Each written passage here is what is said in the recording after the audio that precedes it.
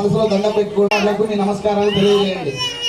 ఈ 3 రోజుల పాటు ఎలాంటి అవాంతరాలు లేకుండా, ఆటంకం లేకుండా, నిరాటంకంగా ఈ యొక్క ప్రతిష్టా మహోత్సవ కార్యక్రమం జరిగింది.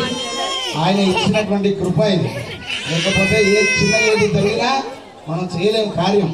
కాబట్టి ఆయన ఔదార్యం, ఆ ఆశీర్వాదం మీ అందరిపైన నిండుగా ఉంది. కాబట్టి ఈ కార్యక్రమం దిగ్విజయంగా జరిగింది అని మీ అందరికీ నేను మనవి చేస్తూ, ఈ కార్యక్రమంలో ఏదైనా లోపాలు, పొరపాట్లు, తెలిసి తెలియక వాచ మనస కర్మణ ఏది జరిగినా అవన్నీ నీ కడుపులో పెట్టుకొని మా కుటుంబాన్ని మమ్మల్ని చల్లగా చూడు స్వామి అందరూ దండం పెట్టుకొని ఆ తర్వాత ఎట్లయితే నీకు దిశానిర్దేశం